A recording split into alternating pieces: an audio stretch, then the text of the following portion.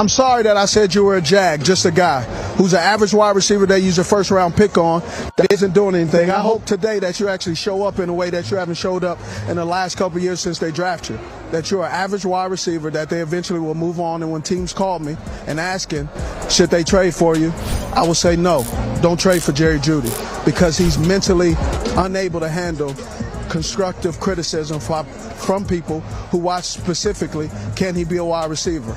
He could be a wide receiver. He's a tier 3. Go back into the studio. I'm done now. Thank you. Sunday afternoon felt colder than usual along Lake Erie. It wasn't just because the San Francisco 49ers walked out with a 26-8 win over Cleveland.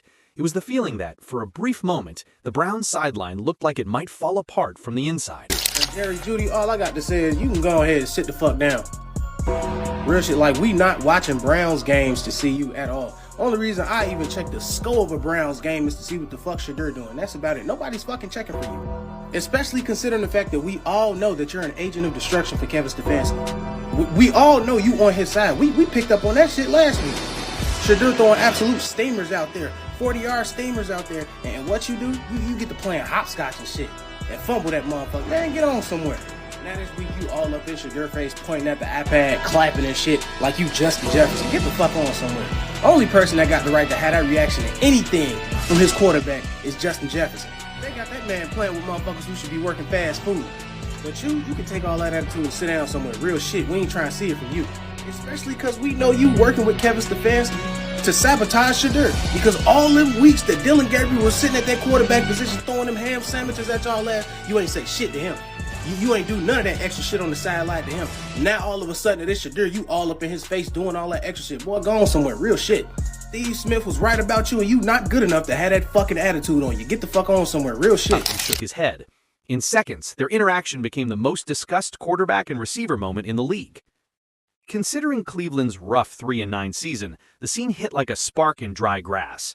A young quarterback trying to earn respect, a former Pro Bowl receiver trying to stay relevant, and a fan base desperate for something to believe in.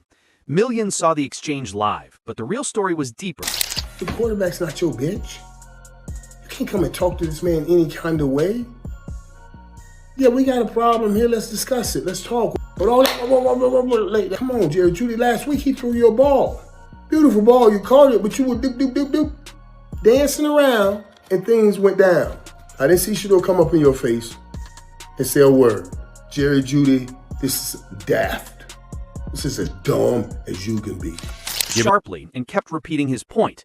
Sanders answered back and stood up, and the two got into a tense exchange. Veteran center Ethan Posich even eased himself between them to calm things down. The broadcast cut away, but the moment spread everywhere online. Those few seconds turned into a full storyline. Was the locker room breaking apart? The glaring things that I see wrong with Shedeur is his feet in the pocket are absolutely a train wreck. The reason why Jerry Jeudy got mad is not because he overthrew him. He missed him in the first window. He should have thrown it sooner, been ready to throw it. Jerry would have caught it, run out the back door for a touchdown. Now, Jerry shouldn't have done that. I got that. But anyway, that's why he was angry. His anticipation's not there. When he's asked to make a play with the concept, other than the touchdown pass, which was a great throw, great play, he struggles with where his eyes are, where his feet are. He had a dagger wide open. He threw the check down, overthrew it. He had Jerry Jeudy on a sail cut, went right to the check down. So all the reasons you guys hated Dylan Gabriel because he went to the check down, we're seeing the same thing. So I don't know if they're taught like this. I know they had some offensive line issues. Maybe he felt pressure. So of his completions, 9 or 10 of them were within 2 yards of the line of scrimmage. I mean, he had too many ops to throw down. Yeah, but what I'm saying is with ops that he did have, the one completion he got his arm hit, he made a terrible read on that. The first read of the tight end going across the face of the safety. That's number one. If safety says a no, you go right now. Bang! He waited, tried to hit the seam ball, stared him down. If his arm didn't get hit, that was a pick by the safety. I'm not discouraged by him. Obviously, the situational play was awful. He wasn't in a lot of great 1st and 10, 2nd and 3 opportunities. They're trying to force the running game, which I understand with a young quarterback, but they got a lot of work to do with this kid. I'm not giving him a C. It's incomplete. Let's let him keep playing and see what happens. We resolved that. We're not going to speak on that. For a 5th-round pick thrown into a chaotic season and pushed from 4th string to starter in just a few weeks, Sanders showed surprising maturity. He explained the situation without pointing fingers. He said the real issue was time. The hardest thing in this game and right now is having trust. Having trusted everybody, you know. Certain movements, certain way we make eye contact, like certain things, it is so detailed, and that's how I play very comfortably.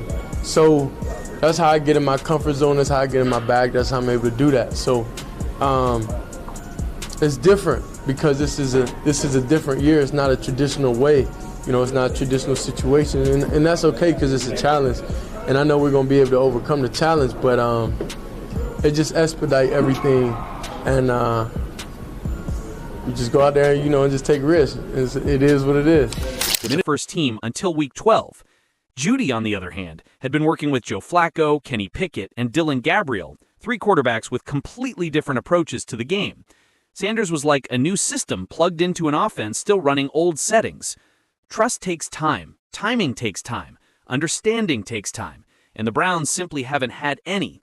But Sanders wasn't bothered. If anything, he seemed motivated. "I know we're going to overcome the challenge," he said. "You go out there and take risks." What I would have done different, I probably just probably taught them off camera. You know what I mean? That's probably what I would have done different. Of course, I'm gonna speak my mind and tell me what and say what I need, what I see out there. But it what it is. Football, man. Just me and Shedeur are good. Stuff like that happens. Y'all gonna make it bigger than what it is. Because the media. That's what y'all feed off of, negativity. But it is what it is. This is the life we live. So we move on from it. And I live a real life.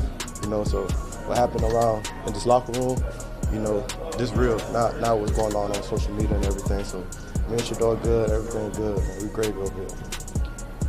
Locker room is real, not social media. Me and Shedeur are good. It was one of Jeudy's most unfiltered moments in a long time. His season has been rough. Last year, he had a 90-catch, 1,229-yard Pro Bowl season. Now, he's on track for the lowest on that. You've seen 75 footballs fly over your head, and now you want to get mad at Shedeur? You had Dylan throwing you the ball in the dirt for 7 weeks. And we not even coming close to. Not even coming close to, and you didn't fucking go over there, and I didn't see the same energy you spazzing on him on the sideline. If you can show some compassion for Dylan, show my man some compassion. Job security has been questioned all season. Didn't hesitate when asked about the argument. He said, "Football is an emotional sport. When you're a family, you're going to have disagreements. Sometimes people see them, sometimes they don't." He said they handled it inside the team, and he wasn't worried. To him, it wasn't a sign of collapse. It showed how badly this team, even at 3-9, still wants to win. In a strange way, he had a point.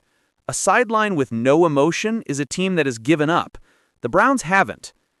The most important thing Sanders said after the game wasn't about the argument. It was about how hard it is to build chemistry on short notice. He said, "This team is not going to be a microwave thing." Cleveland has spent years chasing quick fixes, quick changes, quick quarterbacks, and quick disasters. Sanders wants something different. He talked about connection, steady work, and real reps that the Browns haven't given a young quarterback in decades. Sunday's loss to the 49ers was only Sanders' second NFL start. He finished 16 of 25 for 149 yards, a touchdown, and 3 sacks.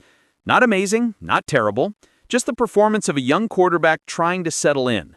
Jeudy had 3 catches for 26 yards. Again, not amazing, not terrible, just a receiver in an offense still trying to function. But the moment between them, the argument, the tension, meant more than the stat sheet. It was 2 players pushing each other because they believed the offense should be better. It was frustration fueled by hope, not indifference. And most importantly, the issue was fixed immediately.